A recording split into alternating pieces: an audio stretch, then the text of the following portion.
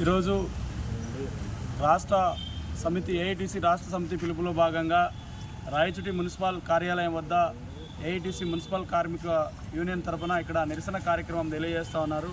June 20 నుండి కంటిన్యూగా July వరకు వివిధ రూపాలలో కార్మికుల సమస్యలను తెలియజేయడానికి మున్సిపల్ వర్కర్స్ యూనియన్ ఏఐటీసీ రాష్ట్ర సమితి పిలుపునిచ్చింది. అందులో భాగంగా ఈరోజు రాయచోటి మున్సిపల్ కార్యాలయం వద్ద నిరసన తెలియజేస్తూ ఉన్నారు.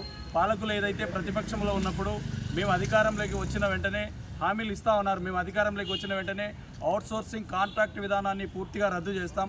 ఎవరైతే కార్మికులు అవుట్సోర్సింగ్ కాంట్రాక్ట్ విధానంలో ఉన్నారో వాళ్ళందరినీ కూడా రెగ్యులర్ చేసి సుప్రీంకోర్టు తీర్పు ప్రకారం ప్రతి కార్మికుడికి 26,000 రూపాయలు వేతనం ఇస్తామని చెప్పి హామీలు ఇచ్చారు. కానీ ఇప్పటి వరకు కూడా హామీలు నెరవేరలేదు. నేను గమనించింది రాయచోటి మున్సిపాలిటీ పరిధిలో ఏంటంటే ఇప్పటి వరకు ఇక్కడ పనిచేస్తున్నటువంటి మున్సిపల్ కార్మికులు కనీసం వాళ్ళు చేతులు చేసుకోవడానికి గ్లౌజులు కానీ లేకపోతే వాళ్ళకి ఇవ్వాల్సినటువంటి వివిధ వాళ్ళకి కల్పించాల్సిన సౌకర్యాలు ఏవి కూడా చూడలేదు. నేను చూస్తూ ఉన్నా రాయచోటి మున్సిపాలిటీ పరిధిలో ఇప్పటి వరకు కార్మికుల సంఖ్య తగ్గిపోతూ ఉంది, రిటైర్ అవుతూ ఉన్నారు. కానీ జనాభా పెరుగుతూ ఉంది.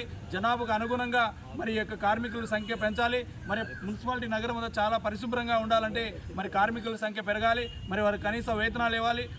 వాళ్ళకి పని భద్రత కల్పిస్తే తప్ప వేరొకటి కాదు. కాబట్టి పాలకులకు ఎప్పుడైనా మీరు హామీలు ఇచ్చి 2 సంవత్సరాల కాలం పూర్తి అవుతూ ఉంది.